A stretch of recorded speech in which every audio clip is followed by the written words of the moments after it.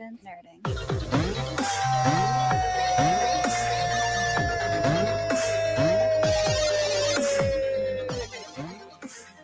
What's up, ladies and gentlemen? What it do, everybody? Well, here we are. It is another wonderful Tuesday. And ladies and gentlemen, you are now experiencing Distance Nerding. I am your boy, Young Phil. She is Jen the Fray Girl. And of course, that is the Jamez 5000. And we are here to nerd together. We're together. Talking about anything, pop culture, news, movies, food, music, wrestling, comics, Comic-Cons, whatever you're nerding out on, we want to talk about it. Of course, if you're watching on YouTube, hit that subscribe button. It really helps us out, guys. Listen on any podcast platform. Leave us a review. Remember, 5 stars helps us so much. Check us out on YouTube, Instagram, Facebook, Threads, TikTok, everywhere at Distance Nerding. Guys, how are we doing? We're good, ready to nerd out. I basically told you what I had been doing. So before the show, you missed the Muwashi story. So a guy in a suit fights a guy in a diaper. It's great. Yeah. Say Wong. For all of Japan to see. For all of Japan to see. I can't wait to hear about it until after the show. It sounds amazing. So let's get through this show. All right, well, ladies and gentlemen, you have now stumbled onto the worst kept secret on all of the internet. Ladies and gentlemen, you are now watching the Distance Nerding podcast.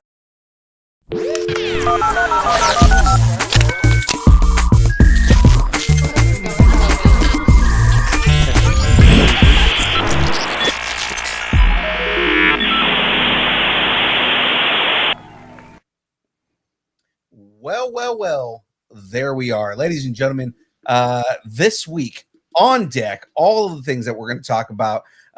This week, we've got new segments straight from J. Jonah, watching the Watchtower, and of course, headlines. Ladies and gentlemen, sorry, I forgot to change all this. And of course, at the end of the show, the Geek End update. So let's jump right into this. Ladies and gentlemen, before we jump into all the things that we need to get into. Ooh, wrong one. But first, let me get a shout out. It'd be nice if I knew where my buttons were, right? And just hit the right things. Ladies and gentlemen, Can't you label them? They're labeled on the mixer, but not on the actual button. So, yeah, okay. Ladies and gentlemen, the show is brought to you by the good folks over at. Ooh, where's my mouse? Dubby. Woo! Was not expecting that to be that loud. Sorry, hold on 1 second here. Let's turn that down. Let me turn it down. All right. There we go. Ladies and gentlemen, this show is brought to you by the good folks over at Dubby. Dubby is a brand of energy drinks created to help focus concentration reaction time with no jitters or crash. Dubby contains no maltodextrin, no sugars, no fillers, no artificial colors or dyes. Find out more about Dubby at www.dubby.gg. Use the code NERDING10 and get 10% off your order. It's delicious. It's nutritious. It doesn't taste anything like chicken, but it's really good, guys. So we should go with that. Awesome. Cool. Yeah. So, this is like old hat. So if this is your first time watching us, we're part of the Geek Freaks Network, Distance Nerding is. So if you're deep in the lore or discovering your latest binge, building Lego, debating casting choices, or still not over that plot twist, the Geek Freaks Network has got you covered. Your fandom, your community, your people. We're your people. Check it out on Geek Freaks Network at gfpods.com. Somebody want to put that in the chat? Chatting it up. Yep, I got you. Is it too much energy? Should I dial it back a little? Never too much energy. Are you kidding me? You're just outdoing us all, Jen. Always outdoing us here. Well, ladies and gentlemen, I was on the wrong page there. Ladies and gentlemen, let's jump into this. This week we are switching it up a little bit. The entire show is living within the download. So let's jump right into this. Ladies and gentlemen, let's talk all the fun things. It's time for the download.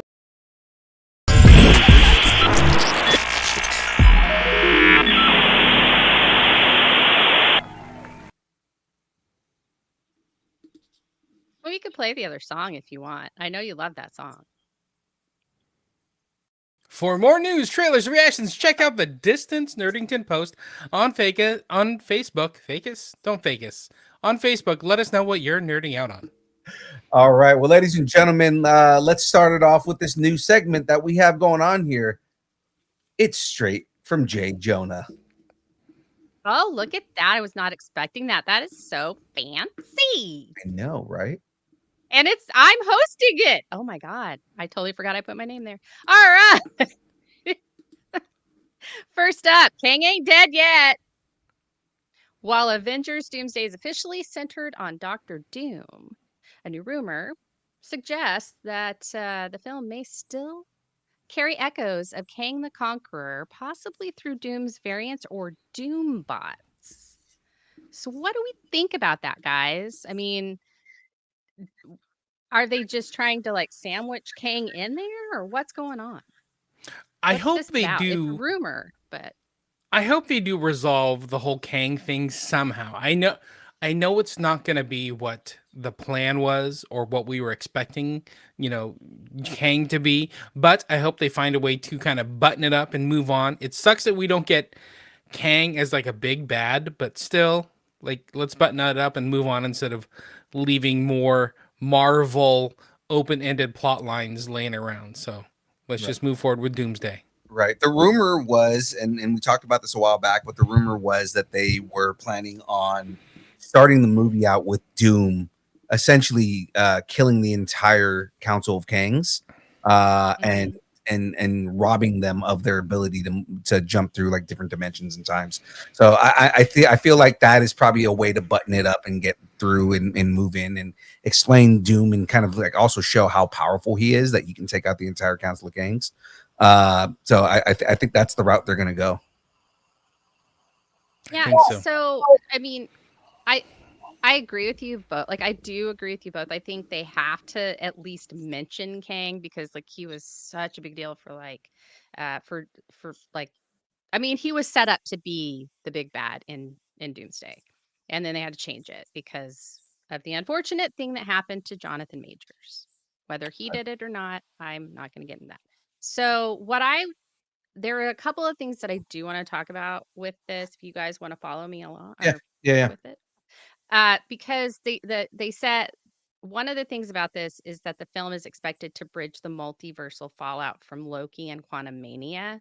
So because I know that's a big thing, I think that's how they get the Kang buy-in, because Kang was a part of that. So they've got to at least address it, right? And that's what you guys were kind of talking about, like at the first part of the movie that do that. James, you said that you liked it, and I don't know.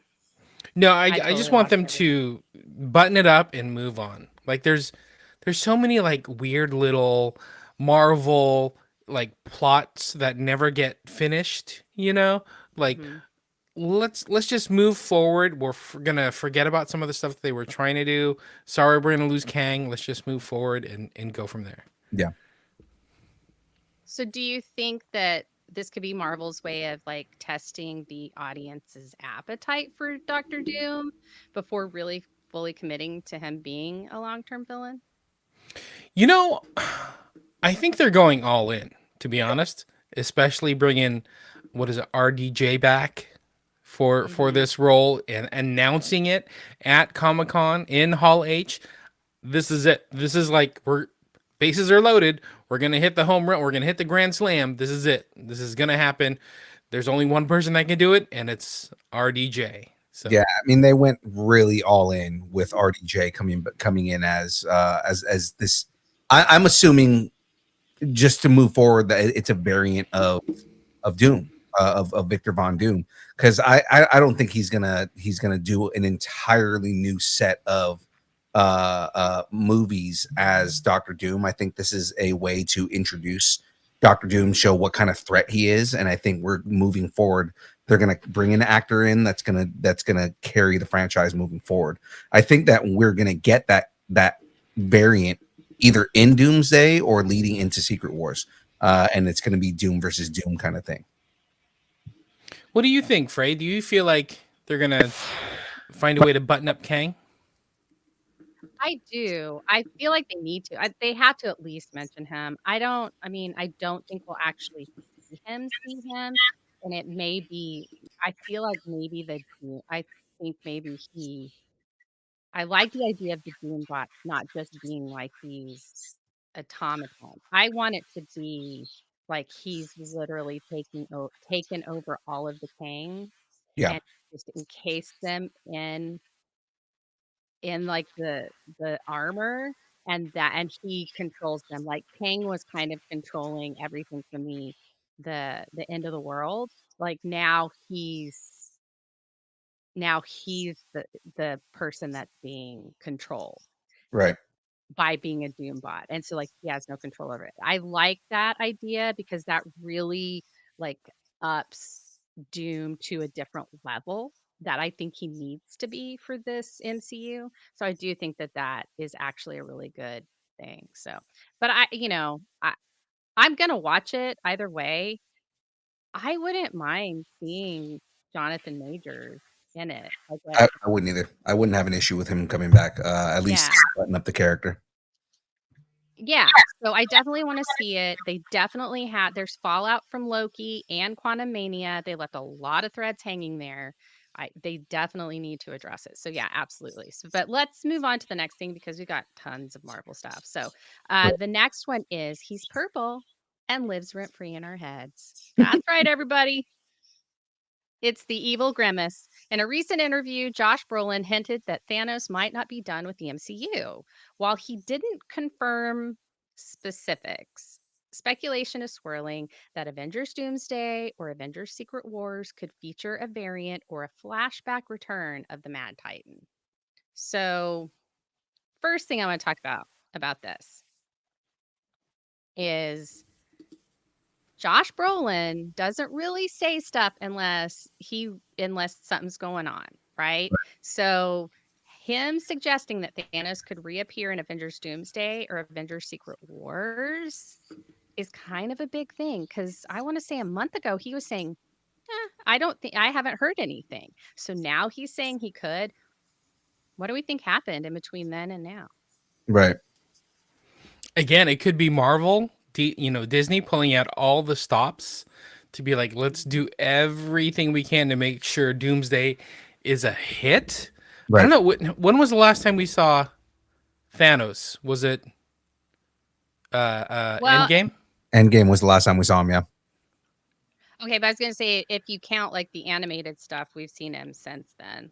But that's different because I don't think the animated stuff he's been in is really canon. It's like the what if universe or whatever. Right. It's alternate universes. But it means he's on the payroll.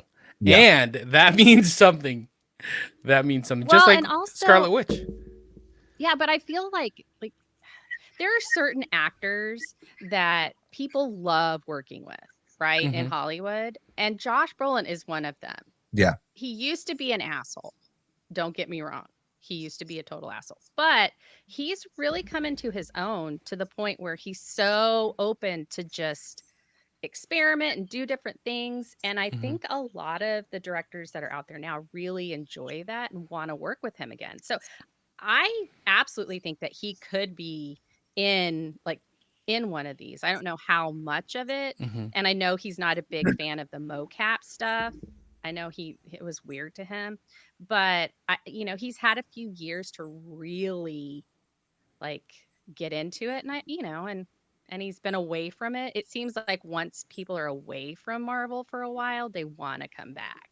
Yeah. And so I don't know if this is just him wishful thinking. What do you think, Bill?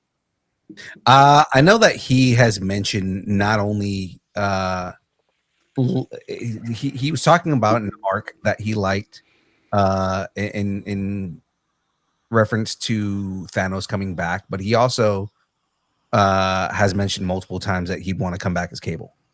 So, and especially since we're kind of leaning into this X-Men universe and the X-Men stuff, I do see him coming back as Cable as well. So him teasing coming back doesn't necessarily mean Thanos. Yeah, I could see that too. I wouldn't mind him coming back as Cable either, but I think if he comes back as Cable, they're going to kill him off like that because I think all of the X-Men that are going to be in this are cannon fodder.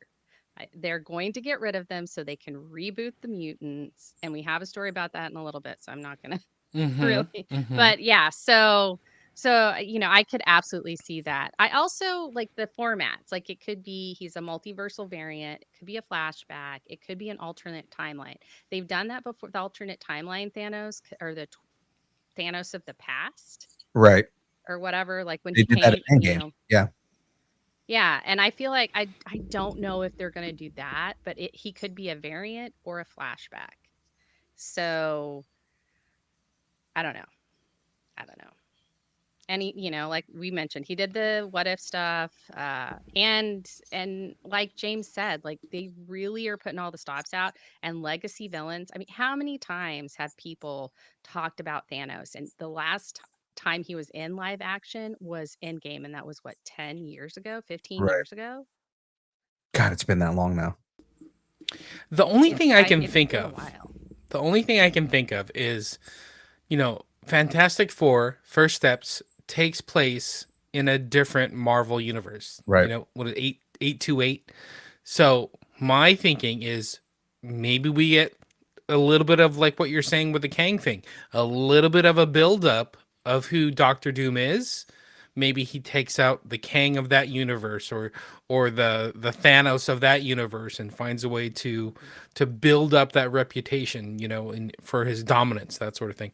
So who knows? I mean, in a way, it could happen.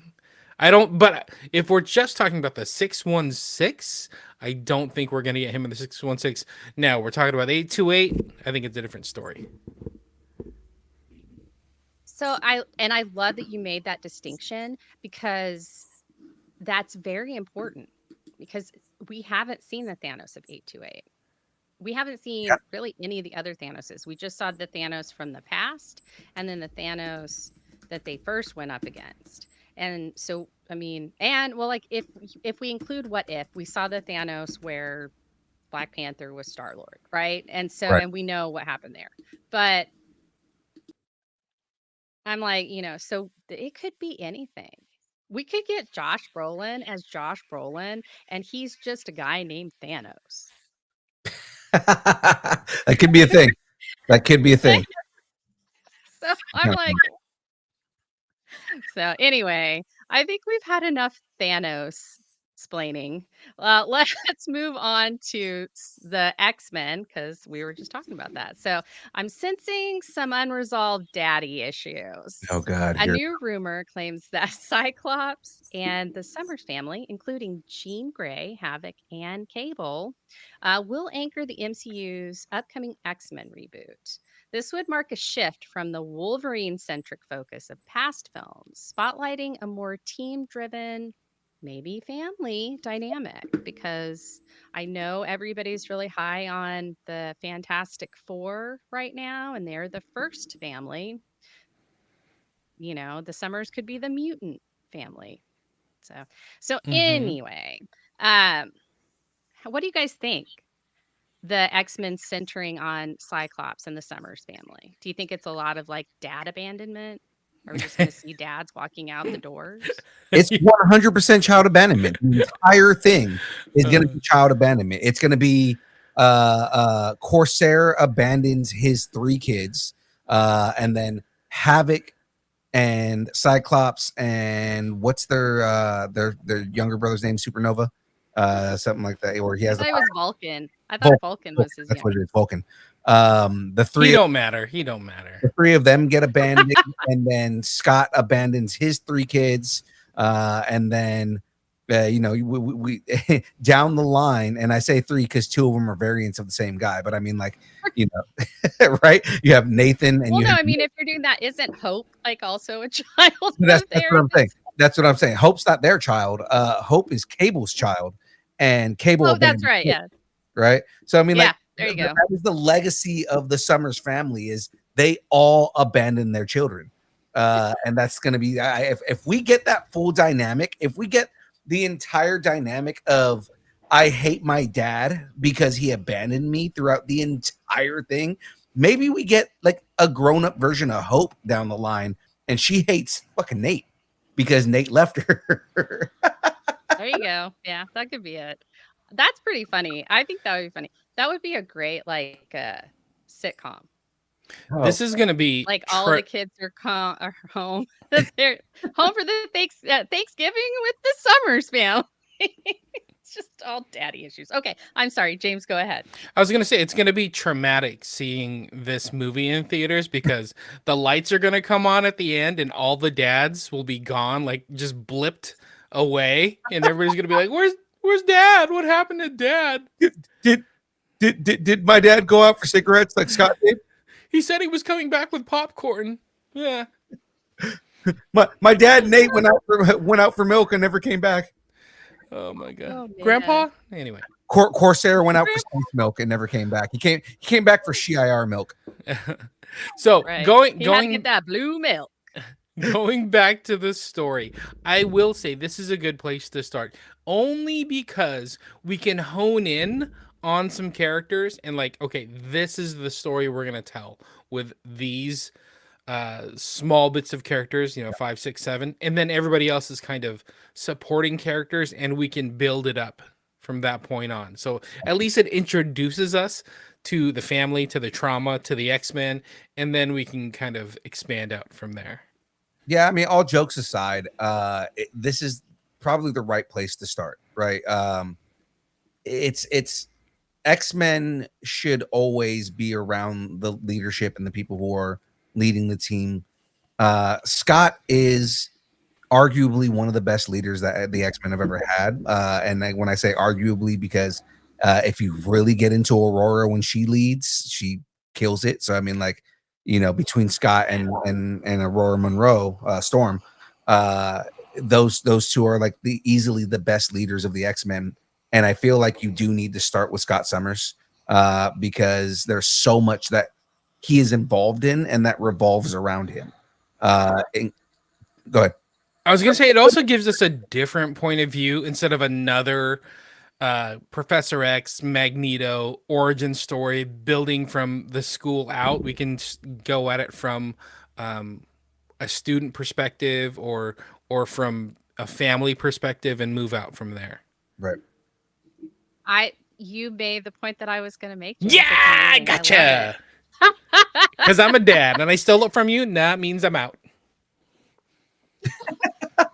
All right. No, so I was going to say this actually having it focused on like the Summers family and have like Jean, Havoc, Cable, that kind of stuff.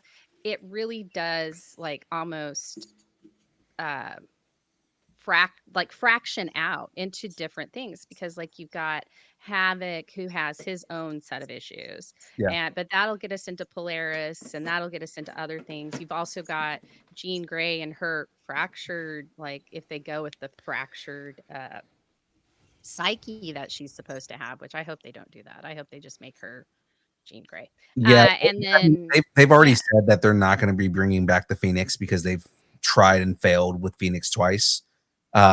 So they said that they're going to focus on her. I would like to see them actually refer to her as Marvel Girl at one point, because I mean that would be great.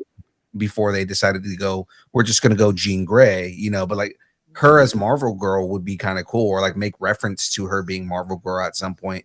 I'd like to see Madeline Pryor, and I'd like to see the acting chops on whoever they choose to get as Jean Grey, to see that dynamic of her being Jean Grey, but then interacting with Madeline Pryor. And like, I'd like to see an entire movie about the Goblin Queen. Like, I mean, that would be great. A great story to have. Yeah, and there's so many stories, so many X-Men stories, and I mean, I hate to say this, 90% of them have nothing to do with Wolverine. Yeah. They're like Scott and Jean are much more prominent in the series, than Wolverine. Like he left for like 10 years. Like so, and like you bring in Kitty Pryde, she's younger, it's very family oriented. Just like James was saying, it's very very family oriented, doing it this way. And then you have like, okay, Cyclops has some sort of issue where he and Jean have to go somewhere. Then Aurora takes that. Then you've got Aurora as the leader and she's killing it. And that can bring in Forge. It just really opens it up a lot. Right. Really I'd like like to that. see. I was gonna say I'd like to see if because they are planning on bringing Wolverine into the universe. I'd like to see him in different parts of the MCU instead of being stuck with the X-Men. He has been a part of every group and every team within Marvel in the comics. He's an Avenger. He was one of the founding members of the Avengers. So I'd like to see him in an Avengers movie separate from the X-Men. I'd like to see him as part of the Defenders. I'd like to see him as part of Midnight Suns eventually because they are talking about bringing in Midnight Suns. Like he's been a part of every group, and I'd like to see his interaction and dynamic apart from the X-Men. Have if a team has a hot woman in it, Wolverine's been on it. Wolverine's been on it. Yep. Let's just face it. But yeah, so I like that. I also think that, and this was something that I didn't when I was first looking at this that I didn't think about. But if they did it past the Phoenix saga, then you just introduce the Shi'ar immediately. And then what about Krakoa? Krakoa is a big thing. The whole immortality thing. Those are things that are in the comics now. And so instead of going back and doing those, you can, but you could do those as like prequels or something. But if you want to like cross promote your brand, do something that's going on right now, a Hellfire Club gala or something like that. I mean, I really am on board with the whole James Gunn, everything's living in the universe already. Do that with the X-Men and then tell those stories if you want retroactively. That's the Phoenix saga or whatever, and you can do flashbacks of that and start that and then have the third movie about like, well, what really happened or something like that. You could do a whole bunch of stuff with it. So, but I feel like we've beaten this um like a deadbeat dad. All right. So don't call it a crossover, right? Right. Right. Marvel has confirmed that the first trailer for Avengers Doomsday will premiere in theaters alongside Avatar Fire and Ash next month. Expect a tone-setting teaser that introduces Doctor Doom and hints at multiversal stakes.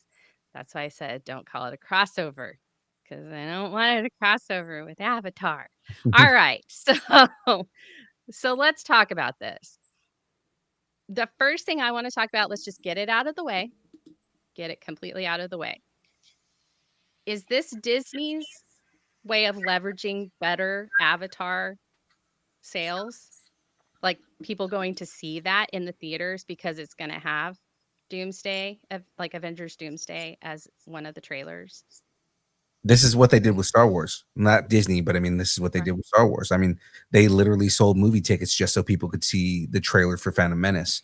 I think that's what they're doing. Now, the other thing, I think the thing that weirds me out about this is that we're getting a Doomsday trailer before we're getting a Spider-Man trailer. That too. Like, Yeah. what the heck? But I'm not even going to talk about Sony. We don't have any Spider-Man stuff. I feel like should be a Sony-free zone. The Sony-free zone tonight. I'm just saying because Spider-Man is supposed to come out before Doomsday. And no, I get it too. Like, I understand, but I'm like, okay, go ahead. Yeah. No, I mean, like I said, it's just that's weird to me. And I think that is a Sony move just because word up to Marvel, they probably already have that done, but they're still filming Spider-Man. They haven't wrapped that yet. So I mean, like, it's kind of funny that that's just kind of the way it is, and they've already wrapped Principal on Doomsday. So it's like, yeah, that's true. I mean, it's a first trailer, so and we know not a lot of story gets done in the first trailer. It's really just a lot of like blink and you'll miss it kind of things. So But that was the first thing I thought of when I was like, this is totally a money grab for Disney. They Um, want Avatar to have a better share, and that's really the whole reason. I yeah. mean, obviously, I want to see it, but I'm not going to watch Avatar Fire and Ash. I haven't watched the second one. I wasn't a really big fan of the first one, to be honest with you. So I I'm like, Ooh. I feel like this trailer is going to be super tense. Like I think that's what they're going to do is they're going to it's going to be like a 30-second teaser, and it is going to be just it's going to be so thick in tension that you can cut it with a knife. It is going to be life and death stakes, and there's going to be just like a lot of like just heart grabbing thriller level action. And I don't mean like, explosions and bunch of fights and stuff. Like it's going to yeah. show Doom dominating everyone, and it's going to give everybody existential dread. It is going to be one of those trailers. So on that point, do you think we will see in the first trailer Robert Downey Jr.'s face in the Doctor Doom? I don't think so. I think he'll be covered in the mask the entire time. I actually think it'll be like a quick reveal at the end of the trailer. It's not going to be him in the trailer the whole time. I think we'll see the cloak, the Mhm. green cloak. We might see some kind of armor, maybe even not the mask itself. I think everybody that they've announced, we might see, like what young Phil's saying, we might see them in some kind of danger, during a battle, almost looking defeated, that sort of thing. I think it's going to be that. I also think they're going to piggyback on kind of re-showing the Fantastic Four first steps end credit scene and piggyback on that. Yeah. So even though it might be, say, a 30-second trailer, part of that's going to be what they showed in the Fantastic Four first steps, end credit scene, that sort of thing. So as far as Yeah. Disney doing that, this is Disney marketing 101. Yeah. This is one hand is helping the other hand. And if anything, I think this is them supporting James Cameron. Like, hey, we're playing ball with you, James Cameron. We have more movies in store. If you want to do them, we have entire lands set up in Disney World.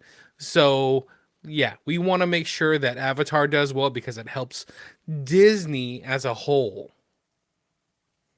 Yeah, absolutely. So let's take a left turn and go and head on down to Hollywood, okay? What do you guys say about that? I'm okay with that. You okay with that, James? Let's do it. All right, let's go. Struggling actor and reluctant superhero. Meet Simon Williams. The first clip for Marvel Studios' Wonder Man gives fans a glimpse of Yeah. Yahya Abdul Mateen. I don't know why I have a problem with that. I am so sorry, Mr. Mateen II. As Simon Williams, a struggling actor with mysterious powers, the series blends Hollywood satire with superhero intrigue, hinting at a layered origin story, which I find kind of intriguing. Did you guys get to watch the clip? I haven't seen the clip yet. Yeah, I haven't seen I've heard other people describe it, but I haven't seen it yet. Okay. So I'll just give you like a quick breakdown of the clip. Okay. So the clip, they're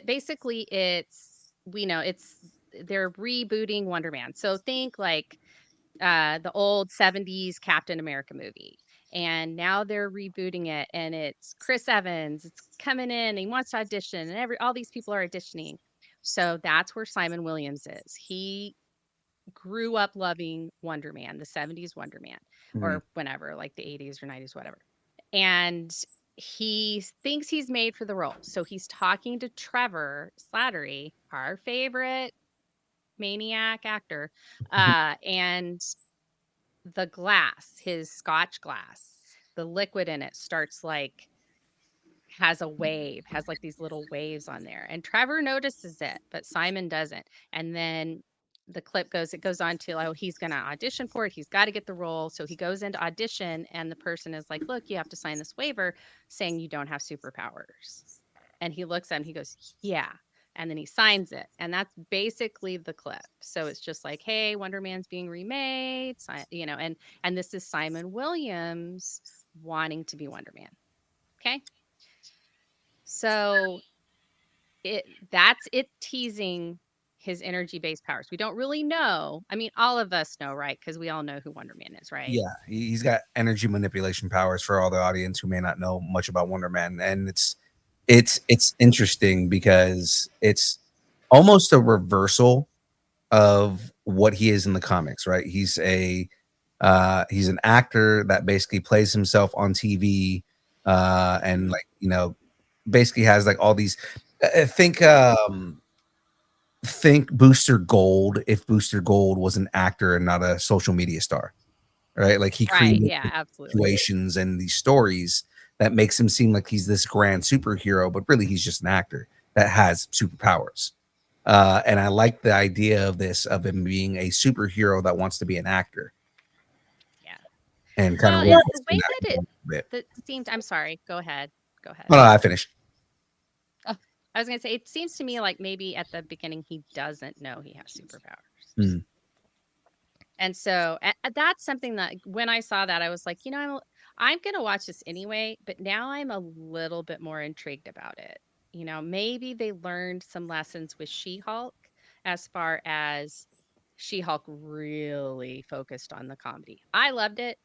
I loved She-Hulk, one of my faves, but it really focused on the comedy. And so I'm wondering if they learned a couple of things from that. And so they're dialing back the over the top comedy, and it's going to be a little bit more subtle. Maybe Ben Kingsley's going to be the main focus of the comedy part of it. But I'm really interested to see what they do with it. Mhm. I love Simon Williams. Of all of the characters, I loved West Coast Avengers, and apparently there are subtle nods to West Coast Avengers in this, hinting that it might happen, and I'm so excited. Yeah. And so I'm wondering, like, forget about Vision. What if Wanda shows up in this? Okay. I don't see why Wanda would show up in this specifically. What if Wanda, after the whole Wundagore thing, has amnesia? Like she's lost her sense of self. And so she's in Hollywood thinking that she's doesn't have powers or anything because she doesn't know. And so she just winds up like it's like a cameo type thing. Like she just meets him or whatever, or she's auditioning for something or whatever. And then the next time we see her is in Vision Quest or something. That would be so cool. I would love that. They're not going to do that, but I would love it. Anyway, Yeah, I go don't see that ahead. happening. You know who I do see showing up in this show is Aquafina's character, Katie. Oh my Katie. God, that would be I mean, there's amazing. different ties, Or Shang. Shang and Katie would be amazing. right? I mean, there's different aspects to it. Daniel Destin Cretton is directing, and he's the showrunner on it. So I mean, that's like a easy favor that he could get, and just be like, hey, you guys want to do like a quick cameo in this episode? Like you guys are in Hollywood for XY reasons, right? Shang-Chi, he tried to hide that he was a superhero for so long, and was a valet. Like what if they're in LA doing the same thing? Yeah. Yeah. Or maybe Wong like sends them to go get him. Right. I mean, because there were Or rumors that Wong is going to show up in this. So Madison. Get Wong and Madison. There you go. there you go. Madison is taking him on a tour of where they did all of the shows that he's been watching with her. Oh, that would be a smart way It's to. perfect. Wait, where was She-Hulk taking place? Was it in LA? No, it was in New York. Yes. Oh, it was in LA. I thought No, it was. it was LA. It was Oh, okay. yeah, it All was right. LA. So we could also get She-Hulk. I'm just saying there are a lot of people around. Yeah, Lots of people. I thought it was New York because Matt Murdock's in it too. Like, Yeah, no, but they actually say that in one of the episodes. It's like, well, why are you here? You're normally in New York. And he was like, oh, I had to get a suit. and she thought it was weird. But her super suit guy is his super suit guy. Yeah. That makes sense. And then that's what, yeah. So I don't think we'll get Daredevil, but we could get a She-Hulk, or we could get a couple of the characters from She-Hulk in that. I'm just saying. Be interesting. So yeah. But anyway, so the series does really explore fame, identity, and the cost of power in the MCU. I think that's like going to be the main thing, and like how. I feel like this show is all that glitters isn't gold kind of thing. Like you think you want something, and then when you get it, it's not what you thought it was. And so now you're like, well, I don't necessarily want this. Right. And so I think that he's going to be tackling that while also figuring out, oh crap, I've got superpowers. Now I can't tell anybody because I signed that waiver that says I don't have superpowers. What the hell? So I think it's going to be an interesting thing. And I love Yeah. Mateen. It's all this Japanese because anyway, it doesn't matter. But I love him. I loved him in the Watchmen series. Yeah, I was gonna say when he played him playing Dr. Manhattan. Great. Yeah. I loved him in that. And he was a comedian, but then he also got really serious. So you got to see both sides of it. I love that this is kind of his next foray into superheroes because it's such a different character than what Dr. Manhattan is. I just think it's going to be amazing. And I hope he is like super successful because I would love to see Wonder Man in the MCU forever. It's interesting because Yahya Abdul-Mateen has had fairly negative comments about superhero movies in general, in the last couple of years, because he was like, they're not serious movies, but it's like, yeah, but you've made your name on superhero movies, man. Like, and then he saw that Disney check and he's like, oh, wait a second. Yeah, it's like, okay, so you were Dr. Manhattan, you were Black Manta, and he killed it as Black Manta. Easily my favorite part of the second movie because there was a lot of flaws in the second movie, but his performance in the second movie was easily the best part of it. Right. I liked him, and then I liked how Momoa and I can't remember his name, but the guy that played his brother, how they all they really like that. Yeah, I loved them in it. Everything else was okay. That dynamic, yeah. But I mean, it's like, oh yeah, superhero movies are not serious movies. I'm a thespian and I want to do more serious movies. And it's like, yeah, but you made your name on two superheroes, man. Like, I get it. You want to do like more serious roles, but at the same time, I feel like this is a chance to do that because this type of show and the way that they're doing this is kind of like in actors acting like workshop. Yeah. Because you can really do your range in this. All right, yeah. So let's go ahead and end this here. I've got something to say. Okay. Let me say it real quick. We finally subdued J. Jonah, and that means it's time for watching the Watchtower. I was just about to say that. All right, ladies and gentlemen, let's get into it. It's time for watching the Watchtower. Look at that. That's awesome. You know what would be really great? Drop shadow. I made these. I mean, the graphics department made these really quickly. So I love it. We'll work on it for next week. Okay. Next week, we'll add some drop shadows to everything. All right. Well, ladies and gentlemen, let's jump into this next story here. Jimmy Olsen goes solo. Eve is going to be pissed. She really is. DC Studios is developing DC Crime, a gritty spinoff of Superman Legacy starring Jimmy Olsen. The series will reportedly pit Olsen against Gorilla Grodd, blending street-level journalism with supervillain intrigue. Guys, let's talk about this. So DC Crime is supposed to be a spinoff with Jimmy Olsen, and Gorilla Grodd is coming into this. That's kind of a big deal because I've been kind of wanting to see Gorilla Grodd in this. in the series and like how they handle Gorilla Grodd. But him being such a big Flash villain, you know, how do we feel about him being the main antagonist in this first? Because there's supposed to be a journey, kind of like every season of this is supposed to be different villains. And how do we feel about kind of Jimmy Olsen making his way around like journalism within Metropolis? First off, we're talking DC Comics, not DCU, correct? No, this is DCU. Oh, This is we're gonna get a Jimmy Olsen series. Interesting. So we're getting a Jimmy Olsen series called DC Crime, and supposedly the focus of each season is supposed to be a different villain. So if they and the first villain that they're focusing on is Gorilla Grodd, which again a little bit different. You know, it's a villain for he's not a Metropolis villain. He is more of a Star City villain. But I mean, at the same time, it's going to be Gorilla Grodd and Jimmy Olsen doing journalism. Mm-hmm. I'm kind of into it if we're it's going to both gonna be. do journalism.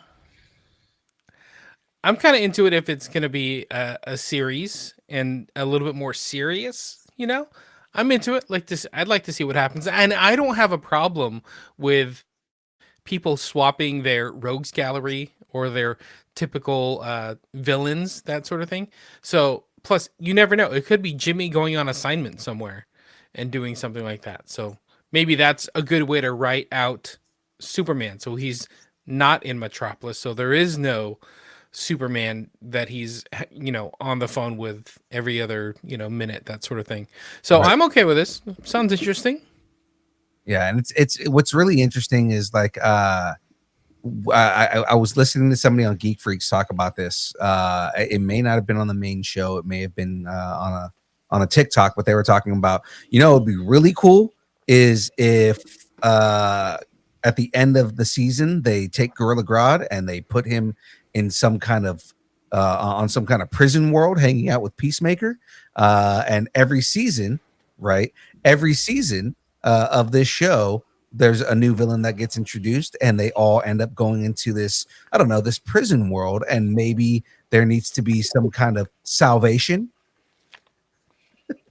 I wanted it Thomas, and it had me laughing like really hard. But I mean, like it was I like the idea of that. That's a pretty cool concept. Yeah. I do like that idea as well, because one thing with this whole Salvation Run arc that they're pushing forward with, we got to be introduced to the villains. Right. And if they're going to be, you know, kind of bigger villains instead of just like these kind of street hoodlums that are getting sent off to another world, like we need to find a way to like introduce them as a threat that Argus has to come in and say, you know what? No, you literally cannot be in our jails, our prisons, and you can't be on the streets. You can't even be on our world. Boom. Well, I was gonna say, given we're gonna get Grodd in this, and then next year they've already wrapped. I think they said they started filming Clayface, and Clayface would be another villain you can send to this world. Yeah, Again, that's go true. I was thinking actually twofold. I like the Salvation Run idea. I think that's amazing. I think it's also going to bring other superheroes in. Mhm. Like, because Gorilla Grodd is Flash, right? So it's going to be one of those. Jimmy starts a story. He's following leads. A lead, you know, leads him to Central City or Star City. No, Star City's Arrow. It's Central City. Central City is Flash. So then he's led to Central City, and then he, you know, he follows that lead. So we might get a, hey, have you heard about this red blur guy? You know, and then we start hearing about the Flash, like the Flash is there. And so it could be that kind of thing where it's just like he's in Flash's city and everybody's talking about the Flash. We don't see the Flash, but everybody's talking about the Flash. It could be that kind of vehicle as well. So yeah, they do put him in Salvation, or they tried to put him in Salvation, and that's why he was in Metropolis. He escapes from wherever they are and they have to recapture him. So Jimmy's trying to get the story while Argus is trying to get him.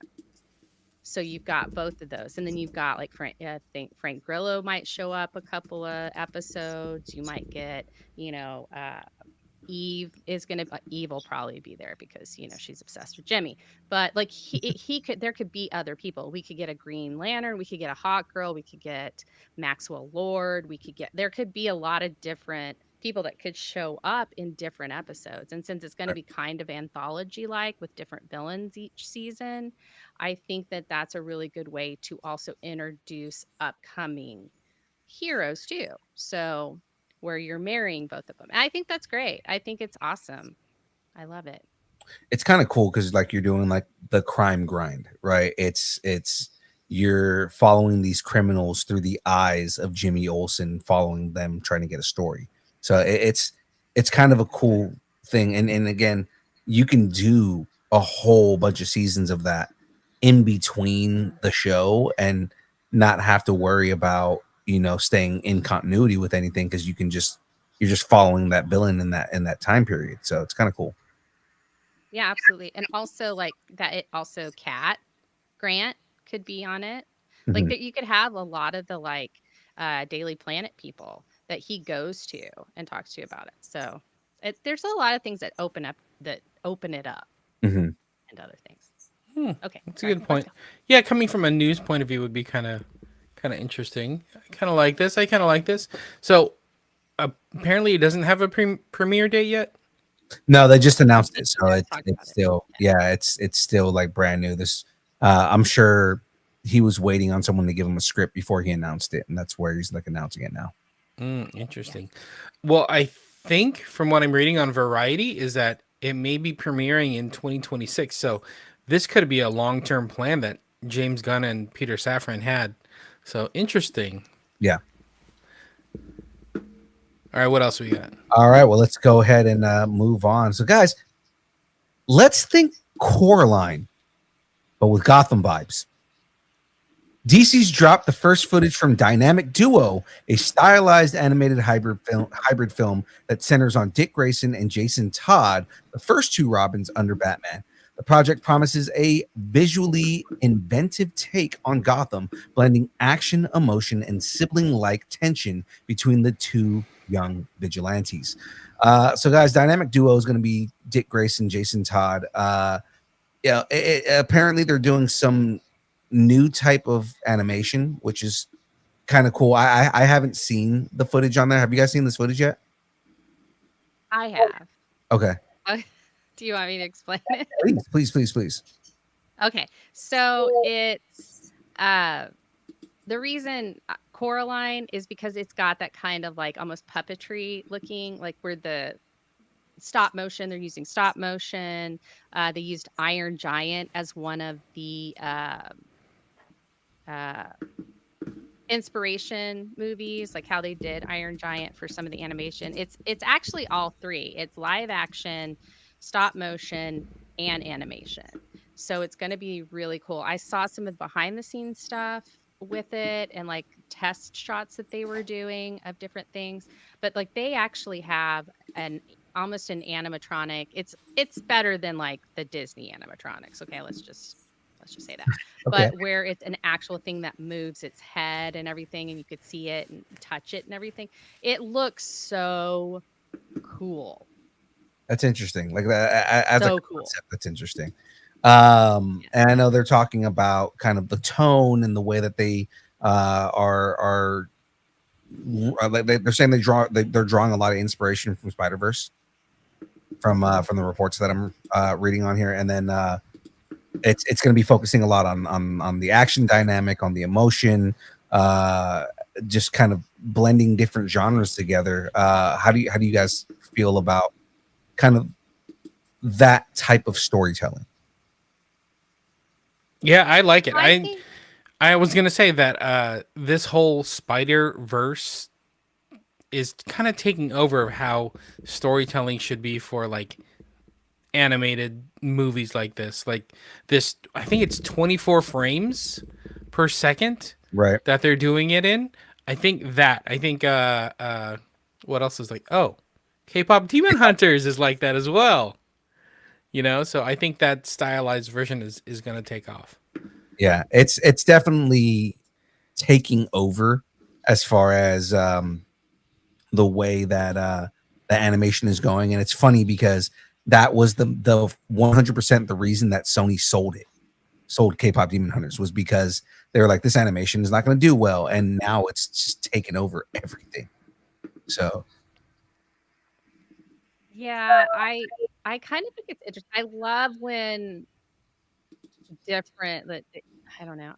I'm such a fan of the art of movie making and storytelling and uh just all like animation and different things like that. And I'm just like, I think it's going to be so fun. And to have it be Dick Grayson and Jason Todd. So you've got the good son and the bad seed, and they're going to be going through adventures in Gotham in weird animation styles. It is going to blow our minds. It's going to blow our minds.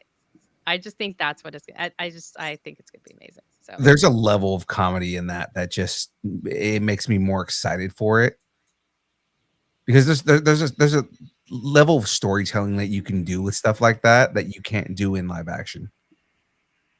absolutely, and just those two together, they're so diametrically opposed They really in are. most things. Ugh. I And to I have that love, in an animation. Oh, I love their dynamic with each other anytime that I see them in any other property.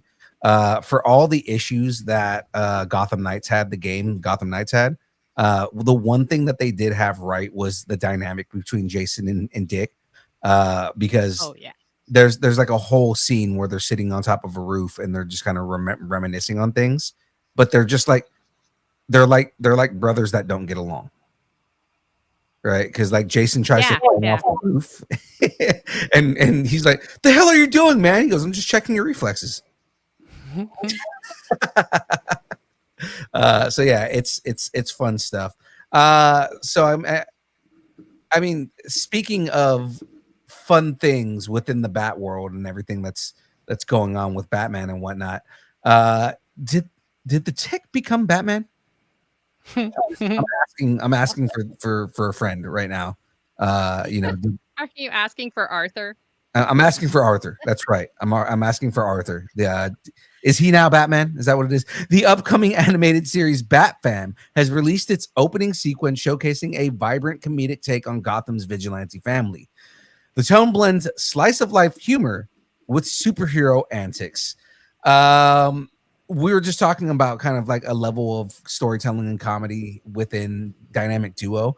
This is an entirely different level on another side, right? Because it's nothing but comedy, and it's even a different type of comedy from the stuff we've gotten in Gotham already, which is with the Harley Quinn show and Kite Man. Hell yeah, like that kind of stuff. Apparently there's a lot of like fourth wall breaking.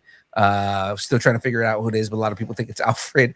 And they're like focusing on a lot of the Bat Fam. So how do you guys feel about this? About just kind of like the chaos that this type of show would bring? Can I jump in real quick? Yeah. Because Go for I'm it. looking at the artwork and I don't know what's going on.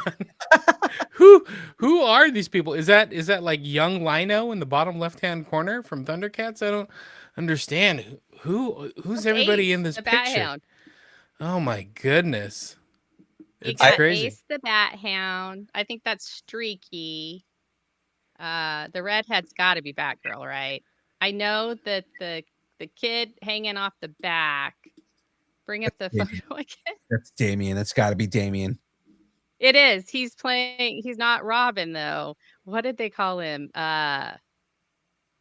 Mini Bat or something. It was like Little Bat or something like that. It was like some absurd thing. You guys know But yeah, cool beard, and I mean again, you have a creepy, weird Ra's al Ghul pointing at Damien. For some reason, I want to say that's Carrie Kelly. that might be Carrie Kelly. Yeah, That might be. It's just so funny. And I just feel like there's just so much going on. I agree with James. There's so much going on. oh, that's But Man Bat. Oh my God, that weird thing in the bottom right, that's Man Bat. Oh, That that's makes Man sense. Bat? Oh, I'm like, it's Ace the Batman. But you Oh, know how yeah. I know that's Man Selena Bat? the Look at his fingers. cat. Look at his fingers. He's got like wings on his fingers. Yeah, Oh, that makes yeah. sense. Oh, he's sitting in the car. Yeah. I thought he was just like photobombing it. Oh, he's sitting in the car. Okay, never mind. Go about your business. Yeah. Oh my God. Oh, And so like, we looking got at the way he looks, he's like 1,000 times more good. This is, and why does Bruce have a full beard? What the hell is going on here? Her name? right. Well, no, so I really think that this is going to be hilarious. It's totally giving like Powerpuff Girls vibes to me, and Yeah. like where all of the Harley ideas go when they can't put them on the show. Oh I my just God. feel like that's what's going The on animation here. is But kind of like yeah. Adult Swim creepy. Oh, definitely. Yeah. This is something that would be a Adult Swim. Yep, absolutely. Yeah. I love that Matt's in the chat right now saying Ross. So Ross Al Ghul is in the green. It is Man Bat, Alfred, and his niece. It is Selena. Oh, okay. All right. It is Selena the cat, and then the girl in the bottom left. That's Claire. It's Volcana. Oh, okay. Oh, Interesting. Volcana. Okay, that's cool. That's cool. Yeah, I just think it's gonna be fun. I would much rather like if they're gonna do something bad, like because this is Amazon, so they've already got Cape Crusader, which is not funny at all. I mean, it is, But it's a more serious but take. Yeah. it's not. And now that I've watched second season of Gen V, I'm like, oh, Hamish Linkletter, little Batman. So so I love that. So I can't wait to see this because I'm like, I mean, come on. I guess Come I'm on. gonna. And I guess I'm gonna have to see go watch. Joker at all. I guess I'm gonna have to go watch Merry Little Batman now, just to figure out what's happening in this picture. All right. Okay. I'm not And gonna. I think this is out now, right? Batfam? Yeah, Okay. it just. I want to say the 7th. Was it the 7th that it Something premiered? like that, yeah. It premiered just recently. Okay. Yeah. I got to go check this out, and I will have to report back on it. It's weird how DC and Warner Brothers and HBO, all the crazy stuff, all the weird stuff, they give to Amazon. They're like, yeah, I don't know about this. Maybe they do that on purpose. Yeah. Because it's not like DCU. You know, like, hey, we still want to do fun, crazy things. Who wants it? And Prime's like, hey, look at me. We'll I'll take your content. We like money. Bring it over here. It looks interesting, man. I'm definitely gonna check that out. Yeah. All right, cool. I'm into it. So, with that being said, Jen knows that I'm probably gonna be excited right here. Right?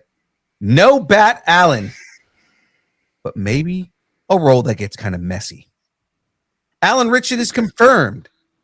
He's in discussions with DC Studios for a new role described as messier than his previous superhero portrayals. Fans speculate it could be Wildcat, Hawkman, or a morally gray anti-hero. So, guys, the question I really got to ask you is, when he says messier, right? It means he's going to be messier than Hawk, because Hawk was pretty messy in Titans. And he's He been really speculating. was. He kind of was, and he's been speculating already on social media that it could be a villain. He's kind of like not leading to who it is, but saying that it could be a wild character or a messy character. Who do we think he's going to play? Frey, what are you thinking? So I have said that I would like him to be Azrael. That way he can stay in the Bat family, but he's also insane. So, and I guess they call him Saint Batman now, which I've never been a fan of, but whatever. No. I like that. I also think he'd be really good as Wildcat, but I want to say Wildcat's kind of short. Wildcat typically is short, but I mean, it's not like they didn't do that with Wolverine, right? Wolverine is supposed to be 5'3", and they had a guy that's 6'1" play him. So I mean, yeah. So I was like, if he's not Wildcat, I could see Hawkman. I think he'd be a really good Hawkman. Yeah. Some people were saying Lobo. I did not even put that in here because Jason Momoa is Lobo. How dare you? I don't know why people don't remember that. We've already seen him on set. Yeah, he's in the Supergirl movie, y'all. Yeah, Jason Momoa is Lobo. somebody literally leaked photos from set that were not AI. They were confirmed. They leaked footage from set of Supergirl and Lobo fighting together against some guys. And you see Momoa in the suit, and it's like, oh yeah, no, he perfectly fits Lobo. And I mean, we all knew he fit Lobo, right? So I mean, like, he's Lobo. There's nothing there. Alan Ritchson, messier. Okay. I think, but I would like him as Hawkman. Hawkman would be good. I think maybe even King Faraday, since they've established checkmate, he could be King Faraday. But whatever. All right, so James, before I let James jump in here, I said this before. Maxie Zeus. What character is more messy than Maxie Zeus? Oh, that's true. What names are you saying? Oh my! Maxie Zeus is a Batman villain. He's a dude that's got psychosis and thinks that he's the living embodiment of Zeus. Right. Okay, we're deep. I smell a Percy Jackson crossover. we are deep in it. Hey, speaking, he said messy. You know what's messy? Clay. Clay is very messy. Oh my God! What if he was Clayface?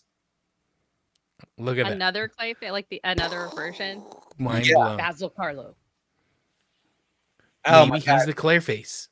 If he, because they've already cast Clayface, but I'm saying, like, if he came as a different version of Clayface and he was Basil Carlo, he would have. So the version of Clayface that is in both Cape Crusader and the Harley Quinn show, those are both supposed to be Basil Carlo. Yeah, but wouldn't you want, like, if you were like some scrawny dude and then you got the ability to change your body, wouldn't you want to look like Alan Ritchson? What if he's like Alan Ritchson? You know, he's Clayface after, he gets whatever Clayface powers. I want to see at this point now. I want Alan Ritchson to play Alan Tudyk's version of Clayface. Yeah. They're gonna start him. It's gonna be like Chris Evans at the beginning of Captain America, First Avenger. He's all scrawny and little, and then he gets the powers, and all of a sudden he's like, I'm gonna be Alan Ritchson. I'm gonna be Reacher. The scrawny little one is Alan Tudyk. Exactly. And then he turns. Oh man, I like that Jeff said Batmite. He should just be Batmite. Again, that is a very messy character. That'd be the craziest Batmite. Mr. Mixaplick. Oh my God, no, he can't be Mr. Mixaplick. I like him. I think we need a better comedian to be Mr. Mixaplick. Alan Tudyk. Alan Tudyk is gonna Kate play McKinnon. Kate McKinnon as Mr. Mixaplick would be. Right, that'd be good. That'd be so good. No, I was gonna say. Remember, I was talking about him being Orion. Orion is super uber messy. Yeah. But see, both me and you came up with that a while back when we're saying, like, he should be Orion. He would be a good fit as Orion. I've heard a couple people say, no, he can't be Orion. He's too big for Orion. But it's like, no, Orion's not a small guy. He's not tiny. Are they thinking of, like, Mr. Miracle? They're probably thinking of Mr. Miracle. Maybe. Because he's a tiny guy. Because what's, okay, Orion needs to be big enough that he can fight Caliban. Mm-hmm. And Caliban needs to be a big guy. Yeah. Yeah, you could get Dave Bautista as Caliban and him as Orion. That would look at this casting we're doing right now. That's amazing. Okay, but yeah, we need to stop casting everything because we're gonna be so disappointed if that's not it. I know, right? Mr. Mixaplick is Neil Patrick Harris is Mr. Mixaplick. I love that. That was pretty good. Damn, that's good. Oh, that is good. Neil Patrick Harris would be perfect. He did a really good Deadpool. All right, we got to do one of those like AI YouTube videos where it's like this person is this person is that. We're like, oh, look at that. No, I like it. No AI. No. Come on. I kind of want an AI for this one. Come on. No, Sora. For fake like that. for fake stuff like that, as long as we make sure everybody knows, as long as we make sure people know that it's AI. We label Sora, no soaring. yeah, Sora, no soaring. Like not that we're putting it out there trying to like fool people and be like, look what's happening. Like, nope, this is AI, 100% AI. Yeah, That's fine. we are not trying to sell you anything. This is computer generated, baby. It's 100% for fun. All right, guys, let's move into this last story on watching the Watchtower. I'm conflicted on this, but let's talk about this. Remember the 5th of November, the gunpowder, treason, and plot. I can think of no reason. Okay, I was going to finish the line, but no. HBO is developing a V for Vendetta series with James Gunn attached as producer. The project aims to expand the world of the original film and graphic novel, possibly exploring new characters and timelines. So, off the bat, again, I'm a little conflicted with this, mainly because I don't know that we need another V for Vendetta. I feel like the movie was very, very close to what the comic book was. I also feel like Alan Moore is just gonna like blow it up and say, no, this is not necessary. I didn't even want you guys to do the first version of the movie because famously Alan Moore doesn't like any adaptations of his work. But it's going to be interesting to see what stories they tell within that universe, if they do tell other stories within that universe.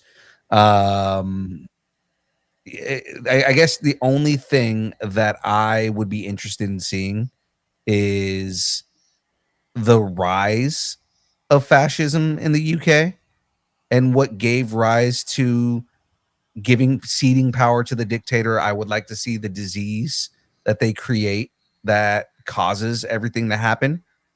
And kind of like leading into that, I wouldn't want the story retold. You know what I mean? Yeah. I'd like to see kind of like what causes fascism to rise in the UK. There's a lot of like references and stories in the book. Yeah.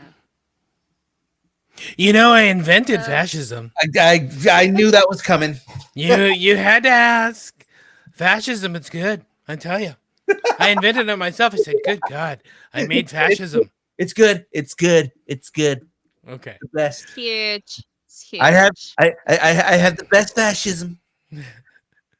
I'll put it in Britain, I said, who needs it in the US? They got me. What about Britain? Give it to Britain. Anyway, what if I tell you that Peter Jackson is attached to write this series? That would be kind of HBO. dope. That would be kind of dope. Also, the other thing is every outlet is saying James Gunn is redoing V for Vendetta. No, he's a producer on it because he is the head of DC Studios. He actually has nothing to do with the actual story aside from approving it. So, again, everybody keeps saying like James Gunn. No, he's an executive producer, and it's because it's part of DC. He's not actually a part of what they're doing with this. Jen, please go. I have a question. Mm-hmm. I have several questions actually, but the first one is it going to be part of their Elseworlds? It has to be. It would have to be because V for Vendetta was a Vertigo book. It wasn't even a part of that universe. Right. Yeah. So then, if we go with that logic, yes, it's going to be part of their Elseworlds. So does that mean that we might get like Transmetropolitan? That would be if that does well, are we going to get Transmetropolitan? Is there going to be like some sort of crossover maybe? But I just think that I loved the story. I loved V for Vendetta in the as the comics. And I loved the movie. So when I first saw this, I was like, we don't need to reboot this. It was really great. Natalie Portman shaved her head. Come on. She really shaved her head. They did a lot for that movie, and it was so well done. Again, I don't want V for Vendetta rehashed. I would like to see other stories in that universe. I would like to see and the rise of what caused V to have to impersonate Guy Fawkes and have to be a vigilante within a fascist dictatorship. That's the kind of thing that I want to see. Yeah, no, absolutely. And that's where I'm like, because at first I was like, oh, they're just gonna redo it. But they're not. Like they want to do original stories or go with a young. I hear that like there's a younger version of V that they want to do, like how he got into all of this and all of Mm. that, and kind of see what started it. Like, how did he pick the gun gun gunpowder plot, because that's what it is, and it's Guy Fawkes, and there's actually Guy Fawkes Day, which was the 5th of November, um and they actually re-released the V for Vendetta, the 20th anniversary of that, on the 1st and the 5th of November to celebrate Guy Fawkes Day. And yeah, so I think that I'm more interested in, yes, what you were saying, what activated V. Like, Right. what was it that activated V and led him to this? And like, we go up to the very point of when the movie's going to start. I would Hmm. love that. Almost like an Andor type thing. Andor was very successful for Star Wars. I don't see why V for Vendetta couldn't be something like that, where we're getting that story of how V became V. Right. And it leads up to that point where V walks out the door and he meets Natalie Portman's character. And then that's what happens in that. That's a good So, comparison, comparing it to Andor. That's awesome. yeah. So that's kind of what I'm thinking of when I'm thinking of this now. And I'm really excited about it because it, like, the stuff that James Gunn seems to be greenlighting and wanting to like focus on aren't your normal things. It's not another Batman movie. It's not another, oh, let's tell Superman's origin for the 50th time. Oh, let's tell Wonder Woman's origin. Like, we got that. Yeah. We're all there. Let's move on to something else. So we're getting other things that live in the universe that aren't necessarily tied to those characters. It seems like DC is wanting to do what Star Wars is desperate to do. And I feel like I'm more invested in the DCU's version of it than I am in Star Wars right now. Right. Awesome. Okay. Was that the last? That was the last of the stories there. So the Justice League just showed up, and well, we got to go. So let's plug into the download, guys. We're gonna jump into the headlines and let's talk about the stories going on around the nerdverse. Jen, how are you liking Love the it. graphics? I love it. I say we put red behind the Watchtower one and then just leave it. I think they're perfect. Let's do this. Let's do it. I love it. I love it. All right. All right. For more news, trailers, reactions, check out the Distance Nerdington post on Facebook. Oh, wait, I already did that. Okay. Did Netflix just delay the comeback tour? Oh no. K-pop Demon Hunters is getting a sequel, but fans will be waiting until 2029. Plenty of time for Phil to perfect the demon slaying choreography. Will lightning strike twice for Zoe, Rumi, and Mara? 2029. It's a long time to wait. Yeah, That's fine with it me. is. I think that means that they are going to take their time with getting the script right, and the animation for this takes a long time. So Mm-hmm. I want them to get it right. I don't, like I was saying before, I don't want a whole bunch of like sequels and different things. I want them to tell the story the way it needs to be told.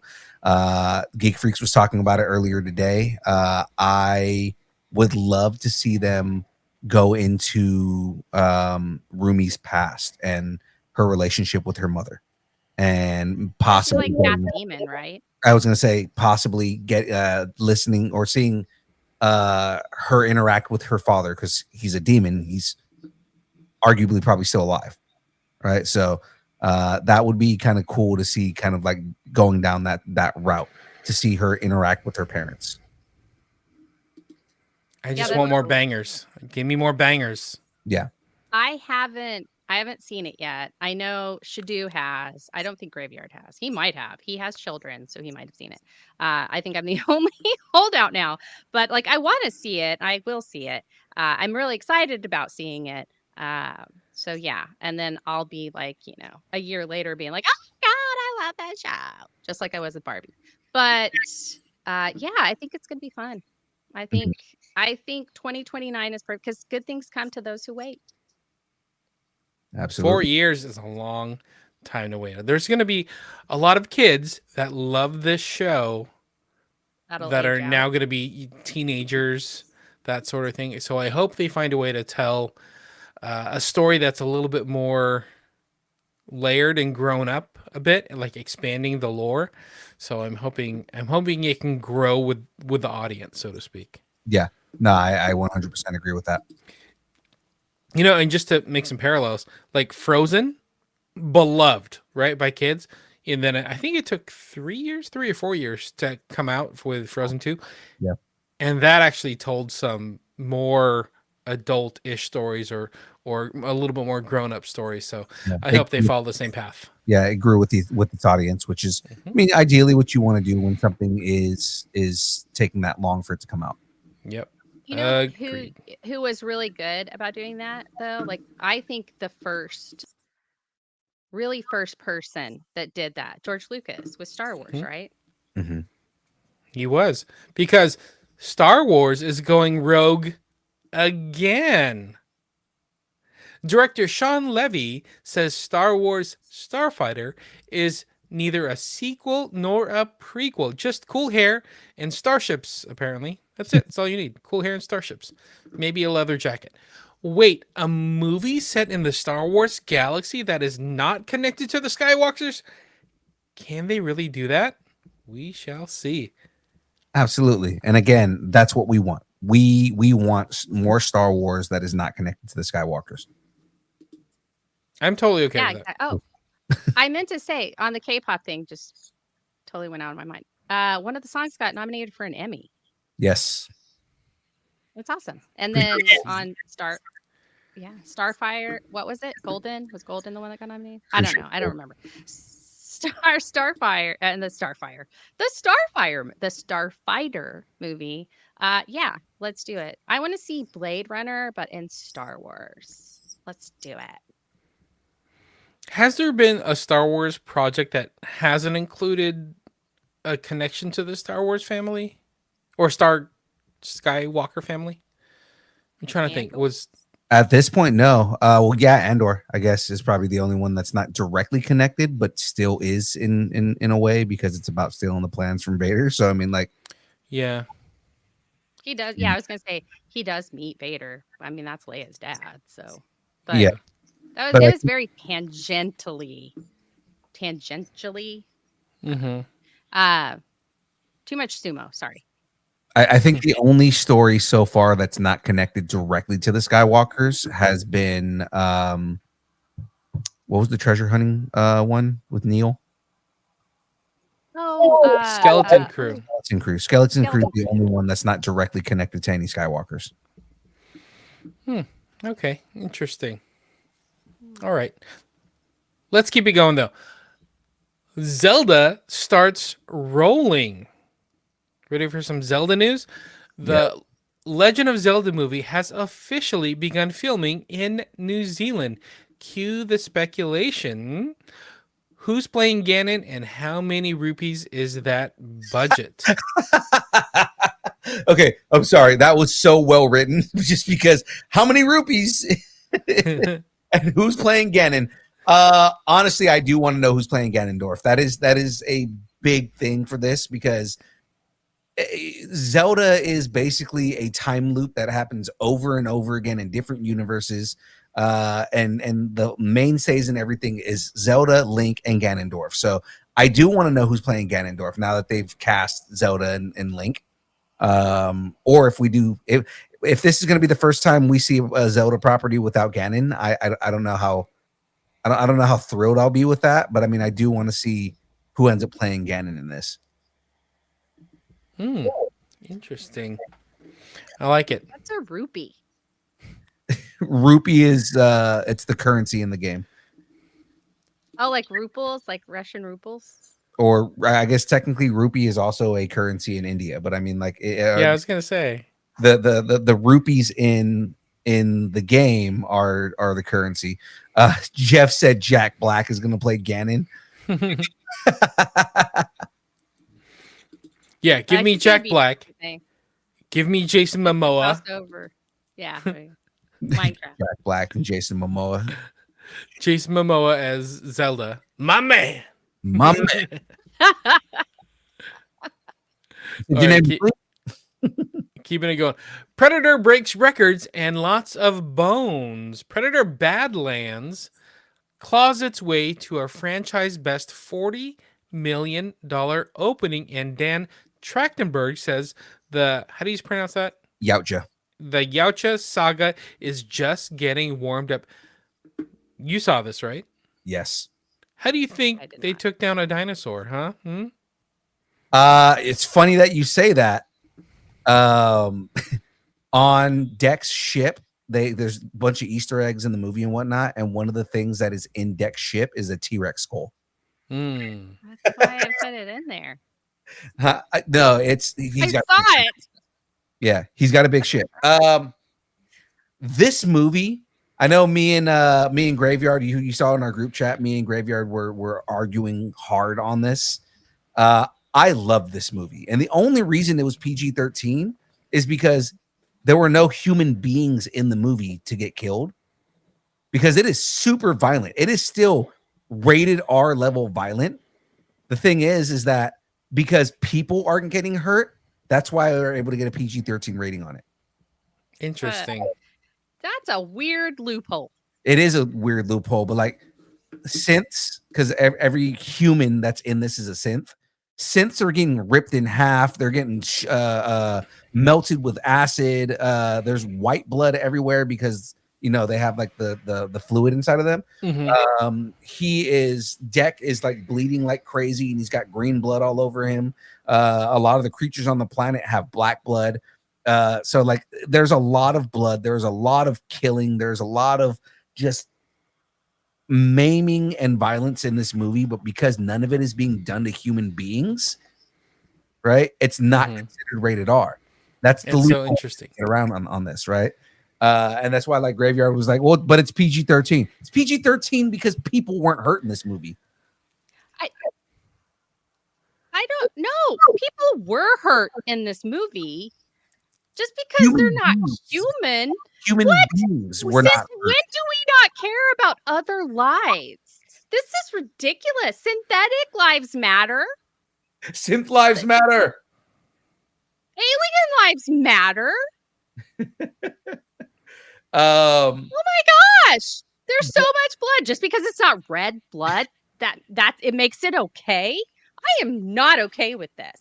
I am not okay with the destruction of aliens and synthetic creatures. This is ridiculous. We need to stop it now.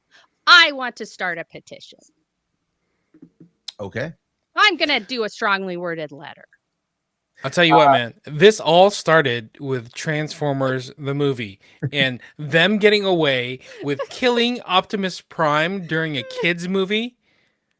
And all these kids crying in the movie theaters, not saying that I was one of them, but yes, that I was one of them.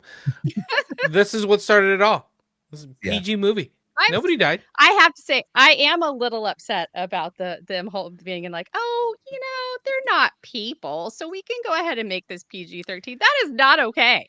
Yeah. Spoiler That's still alert. traumatic for children. Honestly, this movie should still be rated R, just because, I mean, even though it's not people, again, synths are being ripped in half. There's a whole scene where acid gets spit onto one of the synths and it goes right through his chest, like his chest melts. There's like scenes where they're very, very elaborate kill scenes with Deck, because Deck is freaking savage. He's a badass. But I mean, like, it is really well done. This movie was really well done because it dives really deep into Yautja lore, and expands on the predators and their belief systems and their family dynamics and things like that. Because the whole thing is him trying to prove himself to his father who just killed his brother. It's so nuts, and it's such a good movie. It's deserving all the money that it's getting, and Dan Trachtenberg deserves every creative control for the Predator franchise, because Prey was amazing and this movie was great, and they left it like literally the final scene of the movie leads into the next movie. Yeah. That's awesome. So it is really good. For all the people complaining about the way Deck looks in the trailer, go suck an egg, because That was all prosthetics. They didn't do any CGI with him. it was all they did light CG work on it. I listened to the guy who did the work. He's the same dude who did the original Predator. Oh, okay. All right. Okay. And they did an interview with him, and he said, yeah, so they did it was a combination of prosthetic work and